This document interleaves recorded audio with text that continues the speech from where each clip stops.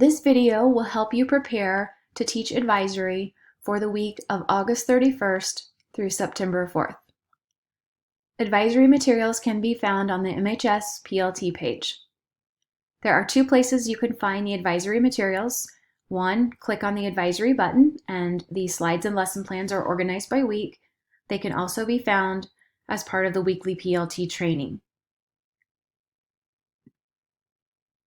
To open the slides, you may need to click the arrow in order to have Canvas and Microsoft cooperate.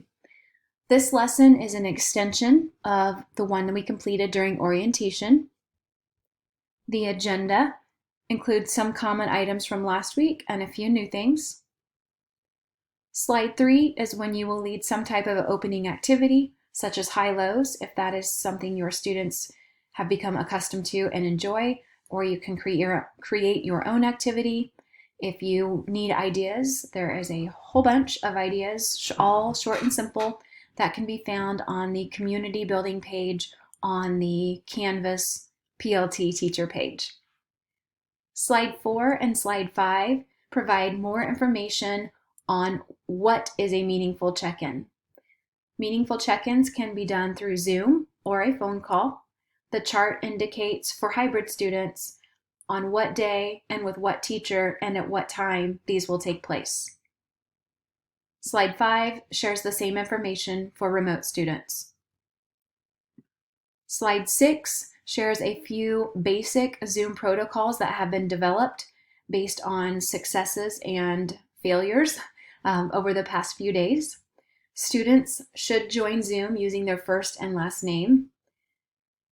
This will allow teachers to look at the students' names in their waiting room and only admit those who are on their roster. If you are using Zoom as your means of conducting meaningful check-ins, then there must be some form of interaction. If students are comfortable turning the video on, that would be great. If they are not, then they should have the sound on and be able to communicate with you in response to your questions. If in rare cases you have students who are highly uncomfortable with interacting through Zoom at all, you may have to work to communicate with certain emoji responses. You could also choose to use those just for fun with all of your students, maybe as a means of disconnecting, thumbs up if everything's good, and have students leave the conversation that way. Number 7 gives you some of the expectations for learning logs, and this is where we want to spend the majority of our time in this week's advisory. Students will complete one learning log each week and submit that through Canvas. They are due on Monday each week. The assignments are already set up in the Canvas advisory course. The advisors can then use these logs to support students during the study hall portion of advisory, moving forward throughout the whole semester.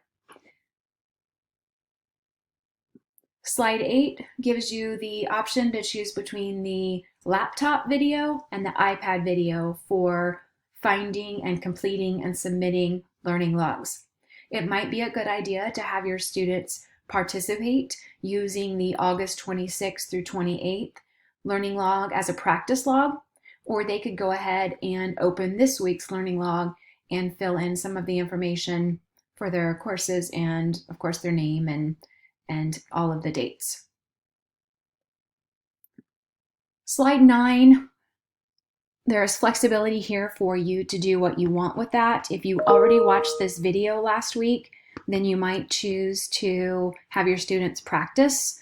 You could share files, you could organize folders, you could delete emails, talk about what they've done to organize their OneDrive since the last time you saw them. If you did not watch this video last week because you spent the majority of your time getting iPads up and running, then you may choose to play this video. It is approximately 10 minutes long. Lastly, on slides 10 through the rest of this presentation is the compassion activity.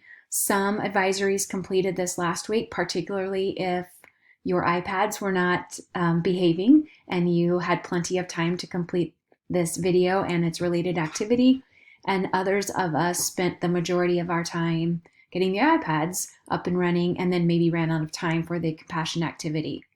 This is about a 9 or 10-minute video created by our very own Nate Booklinden, and it is excellent. We would encourage you to try to manage your time to squeeze this in this week if you did not last week, and then complete the related activity on slides 11, 12, and 13 so that your students can be a part of this school-wide activity that is outlined on compassion activity part 2. It is a very short activity. The video itself, like I said, is about 10 minutes long, and the activity is probably a 4 or 5 minute task. If you have any questions about this week's advisory, feel free to contact myself, Deidre Broxmeyer, or any member of the advisory committee, or Crystal Kleiner if you have any questions regarding PLT. Have a great day.